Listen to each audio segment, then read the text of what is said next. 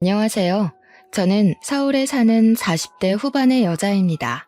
사위는 백년 손님이라고 하고 며느리 사랑은 시아버지란 말이 있지만 시댁 식구들과 잘 지내는 게 그렇게 쉬운 일은 아니죠. 저도 그랬습니다. 제 아버지와 시아버지가 가장 친한 친구였는데도 말이죠. 저희 아빠와 시아버지는 바다마을에서 함께 자란 친구였어요. 여름이면 바다에서 살았다고 하죠. 저쪽 편으로 갈 때는 수영해서 건너다니곤 했다고 해요. 원숭이도 나무에서 떨어진다고나 할까요? 한 번은 아빠가 수영을 하다가 다리에 쥐가 나서 죽을 뻔한 적이 있는데 그걸 발견하고 구해준 사람이 저희 시아버지였습니다. 한 번은 시아버지가 잠깐 옆 동네에 간 일이 있었는데 시아버지의 어머니, 그러니까 시할머니가 밭에서 일하다 다리를 접질렸다고 해요. 시할머니를 병원까지 업고 간 것은 마침 시아버지 집에 놀러 갔던 저희 아빠였죠. 두 분은 18살에 함께 서울로 갔습니다. 별별 일을 다 해봤다고 해요. 배달도 하고 공장에도 다니고 열심히 돈을 벌었죠. 공장에 다니면서 같이 야간 학교에 다녀 몇 년 후에는 둘 다 번듯한 곳에 취직도 했고요. 그렇게 어렵게 일하는 도중에 두 분 다 짝을 만나 결혼을 했습니다. 단칸방에서 시작한 신혼생활. 아빠와 시아버지는 가까이 살며 서로 도우며 지냈다고 해요. 시아버지 댁이 먼저 아들을 낳고 저희 아빠는 딸을, 그러니까 저를 낳았어요. 저희 아빠는 어릴 때부터 자기 사업을 하는 게 꿈이었다고 하죠. 회사에서 일하며 얻은 노하우를 활용해 공장을 열었고 운영이 잘 되어서 회사 규모를 늘려나갔습니다. 아빠가 성공하는 걸 본 시아버지도 사업을 시작했지만 몇 년 못 가 쫄딱 망하고 말았어요. 길바닥에 나앉게 된 시댁 가족을 도와준 건 역시나 아빠였습니다. 집 보증금도 대주고 취직도 시켜주며 재기할 수 있도록 도와줬다고 해요. 그런데 얼마 뒤 시아버지가 회사를 그만두고 또 식당을 차린다고 하자 아빠는 좀 화가 나셨나 봐요.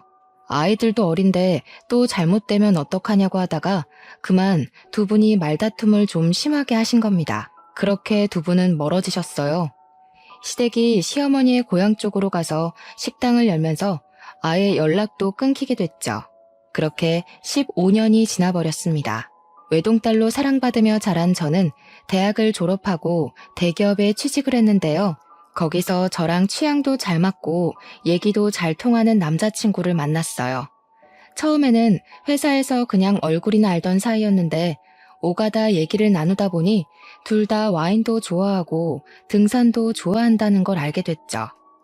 같이 산에도 가고 와인도 마시고 하다 보니까 자연히 서로를 좋아하는 마음이 생겨 사귀게 되었죠.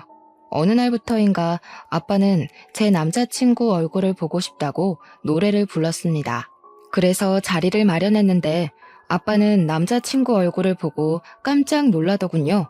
아니, 자네 이름이 홍지영이라고? 혹시 아버지 성함이 어떻게 되시나? 아빠, 왜 그렇게 놀래요? 아는 사람이에요? 아버님, 괜찮으세요? 저희 아버지 성함은 홍자, 석자, 우자입니다. 고향은 강원도 동해시고요. 할머니, 할아버지 다 돌아가시고 고향 가본 지는 10년도 더 됐다고 하시더라고요. 그래, 맞다. 네가 서구 첫째 아들이구나. 이제 보니 아기 때 얼굴이 남아있네. 크니까 아빠랑 더 똑같아졌구나. 너 어릴 때 아저씨가 기저귀도 갈아주고 그랬는데 기억 안 나겠지? 어? 아빠 친구 아들이라고요? 그것도 서구 아저씨라면 아빠 어릴 때부터 제일 친한 친구였던 그분? 앨범에서 많이 봤는데 그 서구 아저씨란 말이야? 그러고 보니 그 아저씨 아들 사진도 앨범에 있었는데? 그래, 세상 참 좁구나. 내 딸 남자친구가 서구 아들이라니 참. 우리 젊었을 때 말이다. 너희 막 태어났을 때 너희 둘 결혼시키자고 서구랑 나랑 그랬거든. 그런데 이렇게 너희들끼리 만나서 오다니 참 세상 오래 살고 볼 일이구나.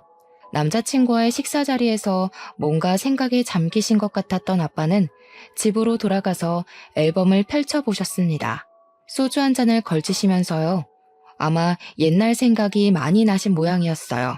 저는 혹시 남자친구랑 저랑 헤어지라고 할까봐 그런 아빠에게 처음에는 별 말씀을 드리지 못했습니다. 아빠, 혹시 서구 아저씨 보고 싶으세요? 요즘 매일 앨범만 들여다보시잖아요. 어떤 일로 서구 아저씨랑 안 좋아지셨는지 여쭤봐도 돼요?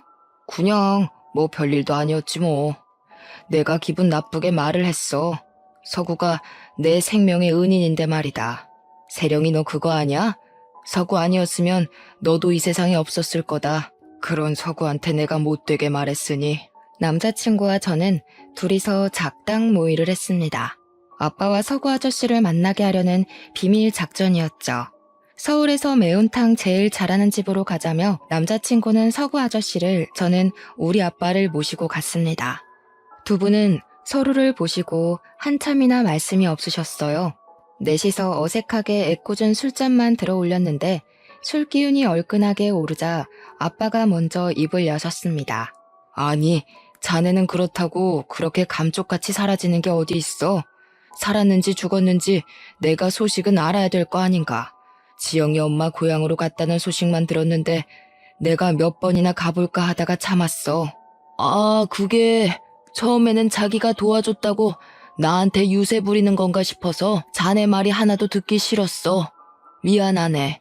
그런데 시간이 자꾸 지날수록 내가 속이 좁다는 걸 알게 됐어. 그런데 또 어머니 아버지 돌아가시고 고향엔 가기가 싫더라고. 도와준 사람한테 외려 큰 소리를 쳤으니 내가 무슨 면목이 있겠나. 연락을 하고 싶어도 못했지. 아니, 이 사람이 면목은 무슨. 연락을 하고 싶으면 진작 했어야지.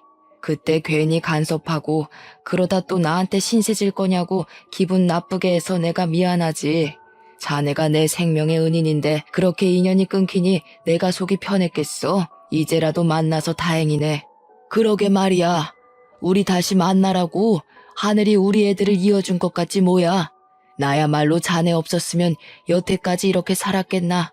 직장도 집도 없는 나를 살려준 자네한테 그러면 안 되는 건데. 아빠와 서구 아저씨는 서로 손을 부여잡고 눈물을 흘리셨어요. 결국 자리가 끝날 때쯤엔 서로 어깨동무를 하고서 노래를 부르는 바람에 저희가 혼이 났죠. 남자친구와 저는 창피하다고 아빠들을 말리면서도 흐뭇한 마음에 서로 마주보면서 웃었답니다. 시댁은 시어머니 고향에서 설렁탕 기술을 배워 서울에 와서 설렁탕 집을 열었는데 다행히 식당이 잘 되었다고 해요. 남자친구는 돈 걱정은 없이 살았다고 합니다. 두 아빠는 다시 의기투합했어요. 하루가 멀다 하고 서로 어울리며 같이 낚시를 하러 다니고 매운탕에 소주를 드셨습니다. 두 분이 매운탕에 소주 드시는 걸 워낙 좋아하셔서 저희가 술 좀 안 드시게 그만 만나셔야 할 것 같다고 말릴 정도였죠. 아, 괜찮다. 행복이라는 게 뭐 대단한 게 아니야. 내 소중한 사람들이랑 천년만년 어울리고 맛있는 거 먹으면서 살면 그게 행복이다. 나는 지금 너무 행복하다. 우리 딸은 어려서부터 아빠한테 행복만 주더니 남자친구를 사귈 때도 아빠를 이렇게 기쁘게 하는구나. 세령이가 어릴 때부터 애가 똑 부러지고 얼마나 이뻤어. 우리가 딸이 없으니까 세령이 보고 딸이 너무 이쁘다고 얼마나 부러워했냐.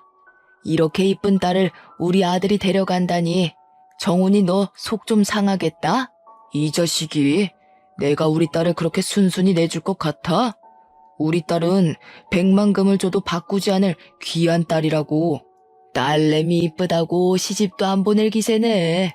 결혼해서 이쁜 자식도 낳고 살게 얼른 놔줘라. 세령아, 우리 아들 괜찮은 애다. 내 아들이지만 나보다 훨씬 나은 놈이야. 너희 둘이 잘 맞는다니까 내가 얼마나 기쁜지 밤에 잠이 안 올 정도라니까. 그러지 말고 이참에 결혼하는 게 어떻겠니? 아, 결혼이요? 저희는 아직 준비가 안 됐는데. 아직 26밖에 안 되기도 했고 아빠는 별로 원하시지 않는 것 같은데. 아, 나야 뭐 사실 둘이 그렇게 잘 맞는다는데 어차피 결혼할 거 빨리 하는 것도 나쁘지 않지. 솔직히 내가 보기에도 너희 둘은 천생연분이야. 아주 서로 짝짝꿍이 기가 막히게 맞는다고. 그치, 서구야? 그래. 아주 천생연분이야. 어른들은 딱 보면 알지. 너희들이 준비가 안 됐다는데 밀어붙일 수야 없지만 너희도 결혼 생각이 없는 게 아니라면 굳이 미룰 필요도 없다. 결국 남자친구와 저는 결혼하기로 했습니다. 어른들 말씀대로 생각해보니 미룰 필요가 없더군요. 결혼 준비는 순탄하게 흘러가는 듯 했습니다. 그렇지만 의례 그렇듯 경제적인 문제로 조금 부딪히기 시작했어요. 아무래도 저희 집이 시댁보다는 훨씬 여유가 있기 때문에 저희 집의 도움을 더 많이 받았거든요. 외동딸이 결혼한다는데 저희 아빠는 못해줄 게 없었죠. 신혼집도 좀 넓은 데로 하고 혼수도 기왕이면 좋은 걸로 하라고 지원을 팍팍 해주었습니다. 아버님, 그렇게까지 안 해주셔도 되는데 옛날에 저희 부모님도 도와주셨다더니 저희한테도 이렇게 신경 써주셔서 감사합니다. 제가 더 능력이 있어서 더 남부럽지 않게 해줬으면 좋았을 텐데. 아이고, 이 사람이 별말을 다 하네? 나한테는 세령이도 귀한 딸이지만 자네도 내 귀한 자식이나 마찬가지야. 미안해할 필요 하나도 없어. 우리 딸한테는 내 모든 걸 줘도 아깝지 않으니 자네한테도 마찬가지야. 대신 우리 딸 눈에 눈물 나게 하면 큰일 난다. 알았지? 그런데 엄마는 조금 탐탁치 않아 있어요. 당신이 그 집에 돈 갖다 준다고 그 집 사람들은 고마워하지도 않는데 뭐하러 또 그렇게 다 퍼줘요. 세령이가 뭐가 아쉬워서요? 세령이는 그보다 훨씬 더 좋은데 시집갈 수 있는 앤데 우리 딸이 왜 돈을 줘가면서 결혼을 시켜야 해? 시어머니는 엄마의 그런 눈치를 알고 조금 불편하셨나 봐요. 아무리 친구라도 그렇지. 그렇게 또 주는 대로 받다가 나중에 괜히 말 나오는 거 몰라요? 처가 도움받고 결혼하면 결국 고생하는 건 지영이라고요. 세령이 걔 외동딸로 자라서 고집이 보통이 아니겠던데. 지영이 그 물러터진 게 잡혀 살면 어쩌려고 그런 결혼을 시켜요? 딱 보니 아침밥도 못 얻어먹고 다닐 판이더구먼. 그래도 무사히 결혼식을 올렸고 남편과 알콩달콩 재미있게 살았습니다. 결혼한 지 얼마 안 되어 임신을 하고 예쁜 딸도 낳았죠. 그런데 시어머니의 우려는 결혼 후에도 점점 더 깊어졌나 봐요. 툭하면 제가 남편에게 밥상 한 번 안 차려준다고 출산 후에는 아기를 빌미로 아예 집에 들어와 감시를 했습니다. 아기는 자기가 볼 테니까 저는 남편 뒷바라지나 하라는 거였습니다. 아이고, 집안꼴이 이게 다 뭐야? 내가 잠깐만 집을 비우면 집이 아주 엉망이 되어버리지. 너는 대체 집안에서 하는 일이 대체 뭐야? 여자가 되어가지고 내 아들이랑 똑같이 아무것도 못하면 어떡하니? 이리네, 애는 내가 볼 테니까 너는 네 남편 밥이나 차려줘라. 어머니, 지금 저랑 남편이랑 똑같이 일하고 퇴근했는데 왜 저한테만 그러세요? 똑같은 회사에서 일하고 똑같은 차 타고 퇴근했다고요. 일 때문에 출산휴가 얼마 쓰지도 못하고 출근한 저는 안 보이고 아드님 밥 안 드신 것만 보이세요? 아이고, 시어미한테 눈을 똑바로 뜨고 바락바락 대드는 것 좀 봐라. 어디서 배워먹은 버르장머리인지. 그러게 내가 이런 결혼은 안 된다고 했지. 남편한테 밥 차려주라는 게 뭐가 그렇게 잘못됐어? 친정에 돈 좀 많다고 유세 부리는 것도 아니고 뭔. 아이, 엄마, 그런 거 아니에요. 제가 할 테니까 엄마도 좀 쉬고 계세요. 우리 오면서 뭐 먹어서 배도 안 고파. 뭐야? 네가 대신 부엌 일을 하겠다고? 저거 남자가 되어서 물러 터져가지고 엄마가 잡혀 살지 말라고 누누이 말 안 했어? 제가 할 일을 왜 네가 대신 하니? 너도 정신 바짝 차려. 네 마누라한테 휘둘리면서 살지 말고. 집안의 기둥이 정신을 꼭 붙들어야 집안이 돌아가는 거야. 아니, 엄마. 누가 잡혀 산다고 그래? 아이고, 네가 그러니까 답답이라는 거야. 그 인간들 둘이 똑같이 뭉쳐가지고 상황 파악 못하는데 너까지 그래? 지금 제대로 안 하면 평생 동안 너만 고생하는 거니까 그런 줄이나 알아. 어휴, 저거 휴지 뒹구는 것 좀 봐라. 애가 뭐를 주워 먹어도 이상하지 않겠다. 시어머니 말대로 집에서 귀하게만 자란 저를 집안일도 모르는 구박대기 취급하려는 게 정말 불편하고 화가 났지만 남편을 사랑하기 때문에 웬만하면 참으려고 노력했습니다. 하지만 쉽지는 않았어요.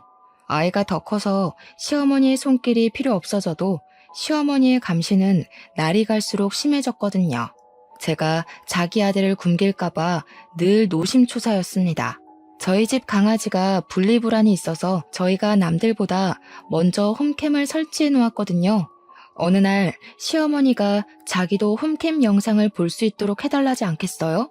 내가 봐야 상황을 빨리빨리 알고 대처를 할 거 아니니. 너희 둘은 어차피 회사에서 밤늦게까지 일하느라 어떻게 하지도 못하지 않니? 시애미가 집안 잘 돌아가는지 봐주겠다는데 무슨 불만이 그리 많으냐 너는? 어머님이 저희 집 영상을 왜 들여다봐요? 그건 사생활 침해라고요. 저희들끼리도 충분히 잘 보고 대처할 수 있어요. 어머니까지 감시하지 않으셔도 된다고요. 감시라니? 내가 도와주겠다는 게 너한테는 감시냐? 하여튼 뭐 하나 고분고분 받아들이는 법이 없어. 너한테는 시댁 어른들이 하는 말이 우습냐? 시애미가 하는 말이 아주 쥐똥으로도 안 들려? 사생활? 너는 뭐가 그렇게 잘났냐? 남편 아침밥 한 번 안 차려주면서 네가 하는 말만 다 옳은 거야? 아침에 먹을 건 시간 되는 대로 먹게 준비가 되어 있잖아요. 저는 아침밥을 안 먹는 체질이고 애랑 남편은 알아서 챙겨 먹고 나간다고요. 무조건 엄마가 해준다고 좋은 게 아니에요. 솔직히 말해서 어머니, 제가 집안일 제대로 하는지 감시하려고 카메라 보신다는 거잖아요. 남편 밥 잘 챙기는지 보려고요. 뭐 이런 게 다 있어 진짜? 네가 그러고도 엄마야? 그러고도 이 시애미가 카메라 보는 게 잘못된 일이라고 말할 수 있어? 아기 밥도 안 챙겨주는 게 무슨 말이 그리 많으냐? 제가 잘났으면 얼마나 잘났다고 저리 유세를 부리는지. 유세를 부리는 게 아니라 합리적으로 하는 거예요. 몸에 좋은 야채 주스랑 슈퍼푸드 먹이는 게 뭐가 잘못됐어요? 그리고 어머니야말로 진짜 왜 그러세요? 왜 똑같이 일하는데 저한테만 밥 안 차린다고 그러시냐고요. 제가 직급도 더 높은 거 모르세요? 이러니까 어머니한텐 카메라를 보게 할 수가 없죠. 참네, 뚫린 입이라고 할 말이 태산이구나, 태산이야. 우리 아들이나 되니까 저리 착해 빠져가지고 데리고 살지. 직급이 더 높아? 참, 그렇게 잘나셔서 제 남편 밥도 못 차려준다 이거야? 아유, 내가 그러게 이 결혼 안 된다고 했건만.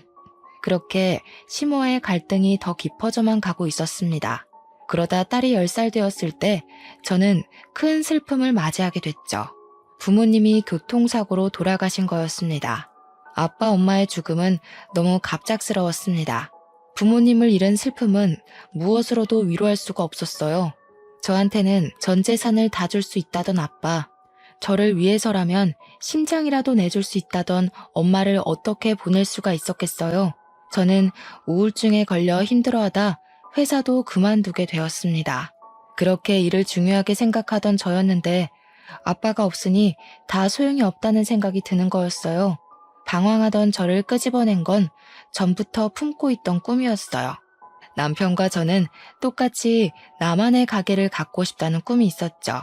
저는 대학 때 아빠 권유로 사두었던 주식이 좀 있었고 그게 꽤 쏠쏠한 자산으로 붙어 있었어요.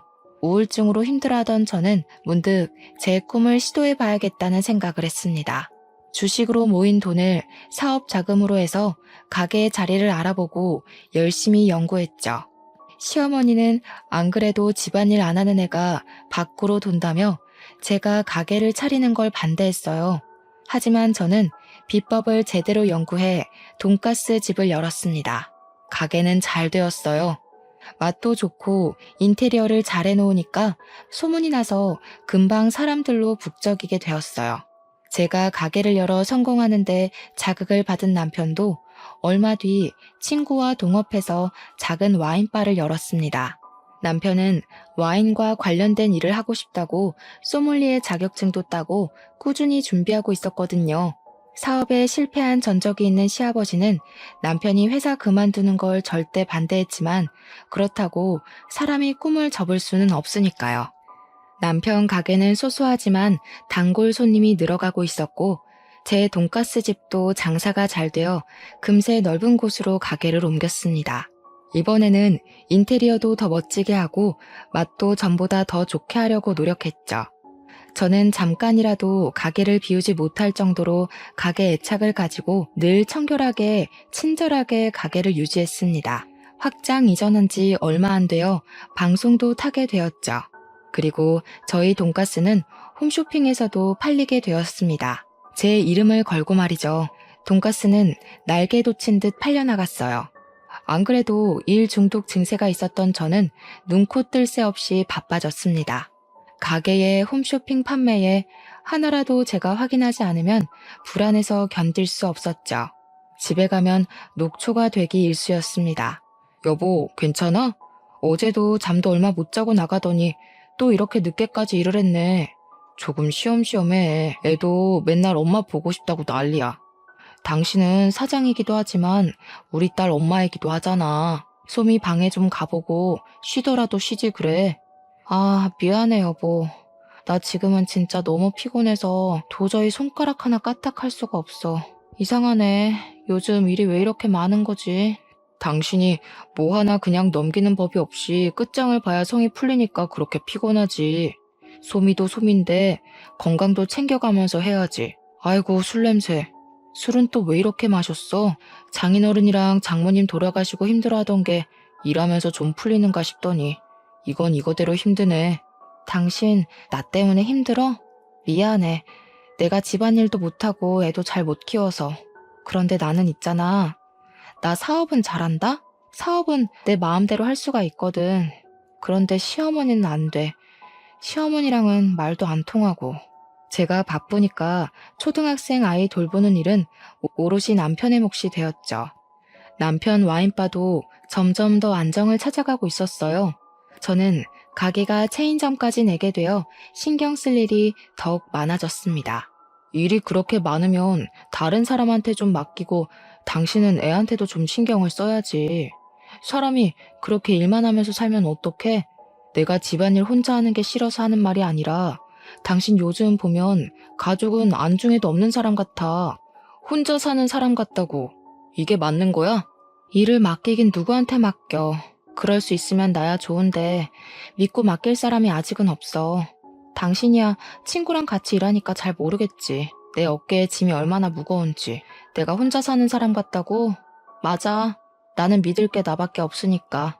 당신한텐 정말 미안한데 난 당신처럼 여유롭게 일하는 사람이 아니어서. 내가 여유롭게 일한다고? 말이 또 왜 그렇게 나가?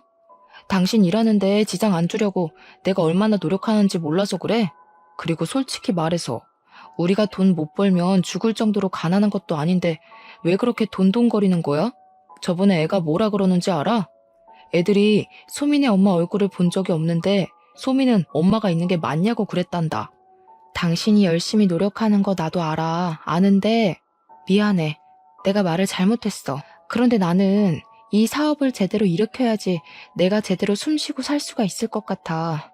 그냥 그럴 것 같아. 미안해. 조금만 기다려줘 여보. 애한테도 내가 잘 얘기할게. 하지만 결국 일이 터지고 말았어요.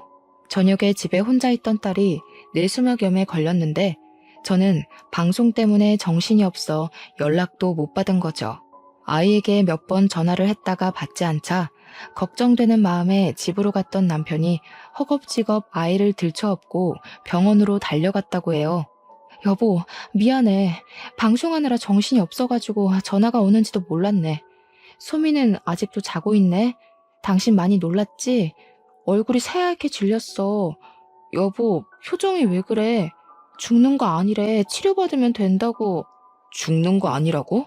치료받으면 된다고? 당신은 말이 참 쉽기도 하다.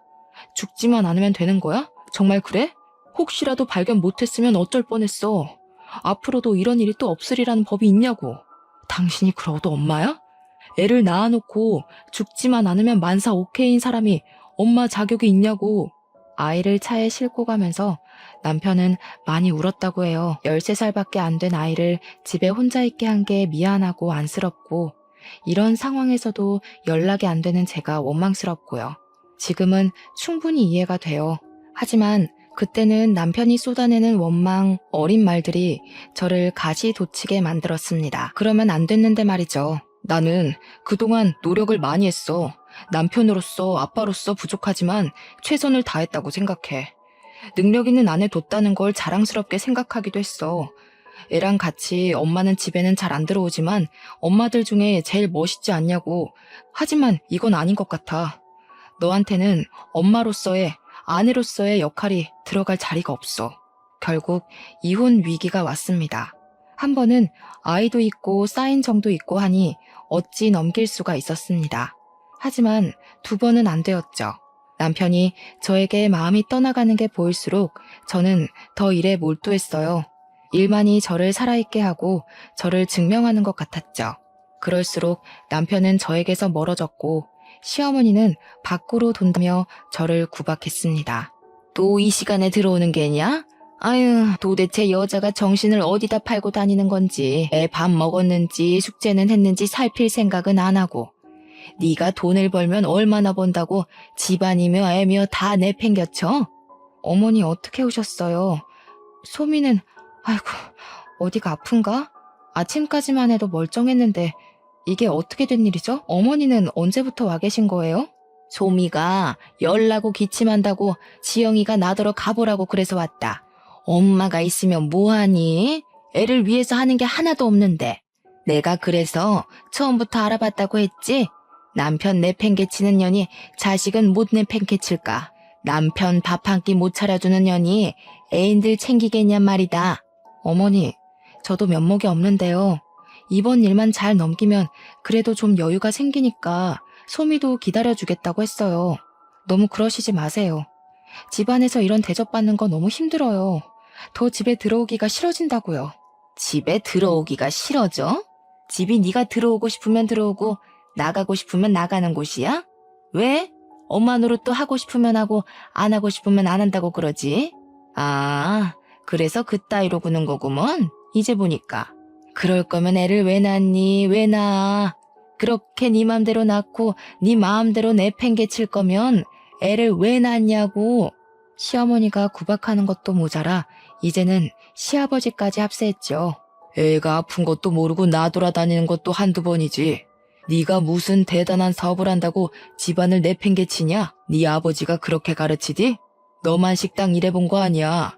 우리 다 식당 일로 구르고 굴러서 이골이 박힌 몸들이다. 그렇다고 너처럼 애까지 내팽개치진 않았어. 남편도 저도 더는 버틸 수가 없게 되었어요. 딸한테는 정말 미안했지만 서로를 위해서 헤어지는 게 맞다는 생각이 들었습니다. 끝끝내 저를 식모 취급하려는 시어머니의 태도도 참을 수 없었고 시아버지까지 합세해 기름을 붓자 저는 도저히 견딜 수가 없게 되었습니다. 결국 딸아이가 중학교 2학년이던 해에 우리는 이혼을 하기로 했어요. 이혼 후 아이는 아빠랑 시댁에서 살게 되었어요. 이혼이 결정되던 날 저는 자고 있는 딸아이 방에 가서 아이의 이마를 쓸어보았습니다. 제가 나쁜 엄마라는 사실이 실감이 났습니다. 이렇게 금쪽 같은 딸이 있는데 난 뭘 찾자고 그토록 밖으로 돌았던 걸까? 하지만 뒤늦은 눈물은 아무 소용이 없었습니다. 저는 죄인이었고 제 죄값을 감당하는 건 오롯이 제 몫이었죠. 제가 할 수 있는 일은 아이가 보고 싶어 할 때 만나는 일뿐이었습니다. 그런데 딸아이는 어느 순간부터인가 엄마를 찾지 않았어요. 사춘기가 와서 그런 것 같아. 엄마 얼굴 보고 싶지 않다고 하더라고. 여태까지 얼굴도 못 보고 살았는데 이제 와서 시간 맞춰 보는 거 웃기다면서 굳이 찾아올 필요 없다고. 조금 시간 지나면 괜찮아질 테니까 너무 신경 쓰지 말고 일이나 열심히 해. 그 말대로 저는 일에 몰두했습니다. 할 일이 있으니 그나마 다행이라고 생각했죠. 그런데 또 일이 터졌습니다. 우리 돈가스에서 벌레 시체가 나왔다는 글이 인터넷에 올라온 거예요. 추락은 순식간에 일어나는 일이더군요. 이미지가 급격하게 나빠지고 매출은 말 그대로 곤두박질을 쳤습니다. 서서히 내려간 게 아니라 그 글이 올라온 시점까지도 상승 곡선을 그리던 매출이 어느 순간 뚝 하고 꺾여버리고 만 것이었죠. 결국 6개월도 안 되어 체인점들이 하나 둘 문을 닫았습니다. 저는 하루아침에 사업을 접게 되었죠. 사업이 망하고 저는 망연자실을 해버렸습니다. 모든 걸 잃었다는 생각에 강하게 사로잡혔어요. 넋이 나간 채 집에서 하루 종일 멍하니 있는 날이 많아졌습니다. 가만히 있으면 아빠 목소리, 엄마 목소리가 어디선가 들려오는 것 같아 집안을 두리번거린 적까지 있을 정도였어요. 우울증이 심해져 방 밖으로 나가지 않고 입맛도 급격히 떨어졌습니다. 그렇게 몇 달이 흘렀을까요? 전 남편에게서 전화가 왔습니다. 우리 딸이 엄마 걱정 많이 하더라. 조금 있으면 애 고등학교 입학식인 거 알지? 엄마가 와줬으면 좋겠다고 자기 입으로 말하더라고. 올 수 있지? 꼭 와야 해. 알았지? 남편의 말에 저는 수화기를 붙잡고 눈물만 흘렀습니다. 딸아이에게 제가 엄마로서 자격이 있었을까요? 하지만 딸이 저를 찾는다는 소리에 몸을 일으키지 않을 수 없었어요. 쏙 들어간 볼을 화장으로 가려 오랜만에 몸단장을 하고 꽃다발을 사들고 딸의 입학식에 갔습니다. 딸은 그새 키가 불쑥 커 있더라고요. 딸을 보자 또 눈물이 나서 저는 멀찍이서 한참을 눈물을 훔치며 서 있었습니다. 엄마, 엄마, 왜 안 오고 여기 서 있어? 내가 친구들한테 엄마도 올 거라고 자랑했는데 우리 엄마 얼마나 예쁜지 아냐고. 그러고 보니 정말 예쁘게 하고 왔네. 나 수석 입학이다 엄마. 나 잘했지? 정말 잘했네. 우리 딸, 우리 이쁜 딸. 더 이뻐졌구나. 엄마가 해준 게 하나도 없는데도 이렇게 잘 커졌구나. 엄마가 미안해. 엄마가 잘못했어. 소미가 필요할 때 옆에 있어주지 못해서. 아이고, 좋은 날 왜 울고 그래요? 울지 말고 이 몸이 상 받는 모습이나 보시라고요. 뚝! 아이고, 이거 살 빠진 것 좀 봐. 내 살을 띄어서 주고 싶구만. 그래가지고 홍소미 엄마 노릇하겠어? 저는 딸의 입학식에서 그렇게 기쁨인지 후회인지 모를 눈물을 한 바가지 흘렸어요. 제가 딸에게 해줄 수 있는 건 많이 없었습니다. 하지만 몸과 마음이 아무리 힘들어도 딸이 부르면 언제라도 달려가려고 애를 썼죠.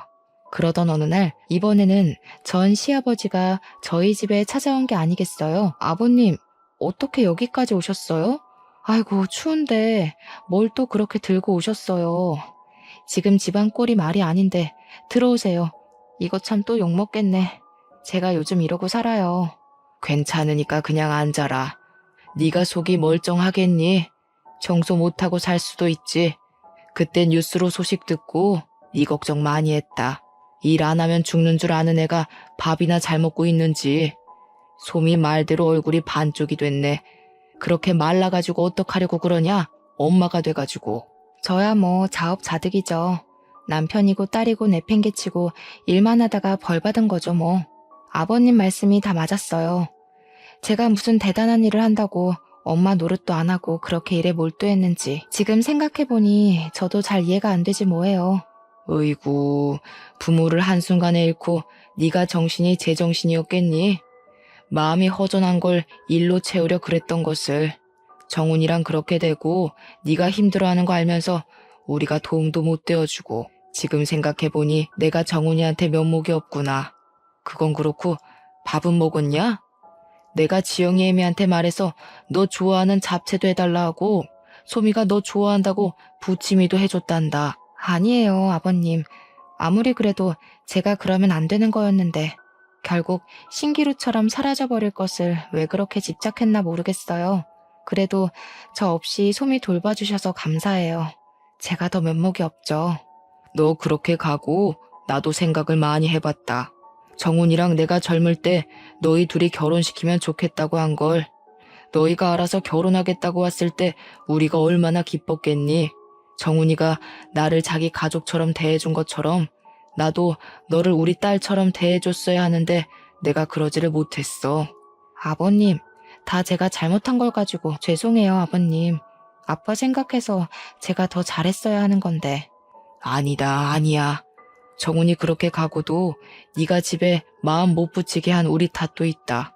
그래서 말인데 너희가 무슨 다른 불화가 있어서 그랬던 게 아니라 네가 바빠서 그랬던 거잖니? 지금 보니 너도 많이 달라진 것 같고 소미도 엄마를 보고 싶어 하는데 다시 한번 시작해보는 건 어떻겠니? 다시 집에 혼자 남은 저는 더욱 생각이 많아졌습니다. 아빠 엄마가 살아계시면 뭐라고 하실까? 어찌됐건 저를 생각해주신 시아버님의 마음에는 감사를 표해야 할 것 같았어요. 얼마 후 어버이날 저는 선물을 사들고 전 시댁을 방문했습니다. 시아버지는 별 말씀이 없으셨지만 따뜻하게 맞아주셨어요. 시어머니는 여전히 저에게 감정이 있으신 것 같았지만요. 결국 쫄딱 망할 것을 그렇게 밖으로 놔둘더니 오호, 이 사람이 안 그러기로 해놓고. 세령아, 잘 왔다. 마음 편하게 밥 먹고 가라. 그럼 일어나서 이것 좀 도와라. 이 많은 걸 나 혼자 하려니까 아주 허리가 아파가지고. 손님한테 일을 시키면 쓰나. 세령이 가면 내가 설거지 할 테니까 세령이는 놔둬요. 당신 우리 정훈이네랑 옆집에 살 때 기억 안 나? 우리는 결국 딸을 못 낳아가지고 세령이를 우리 딸처럼 생각하자고 그랬었잖아. 그때 정훈이네가 우릴 얼마나 많이 도와줬어. 그게 아니더라도 며느리도 결국 가족인데 이제라도 세령이를 며느리가 아니라 딸로 생각합시다. 시아버지가 타이르는 소리에 시어머니는 아무 말도 못했어요. 저는 시아버지가 마음 써주는 것이 감사하고 죄송해서 목이 메었습니다. 제가 밥을 못 먹는 걸 보고 시아버지는 또 말씀하셨어요. 힘들고 어려운 일이 있어도 밥 잘 먹고 건강하게 있으면 얼마든지 다시 일어날 수 있다. 나도 그랬어. 사업 망했을 때는 내 인생 끝난 것 같고 딱 여기서 꺼져버리고 싶었다고. 그런데 그게 아니란 걸 네 아빠가 알려줬다. 사람만 있으면 다시 기회는 온다면서 나한테 손 내밀어주고 용기를 줬어. 그러니까 너도 힘내야 한다. 아빠가 보고 계시지 않니? 그 일이 있은 얼마 뒤 저는 딸을 통해 시아버지가 암에 걸렸다는 사실을 전해 듣게 되었습니다.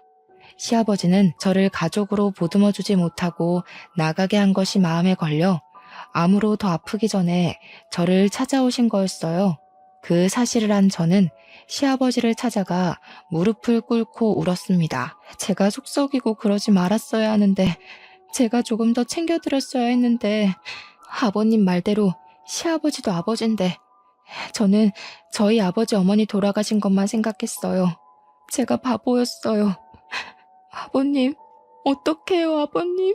그 뒤로 저는 시아버지를 제 아버지처럼 간호해 드렸습니다. 이제야 정말 가족이 된 것 같은 기분이었습니다. 제가 시아버지를 간호하는 걸 보고 주변에서 그 아버지 딸 한 번 잘 뒀다고 칭찬하다가 며느리라는 소리를 듣고는 다들 어안이 벙벙한 표정이었죠. 며느리도 가족이니 그쪽들도 며느리한테 잘하세요. 혹시 알아?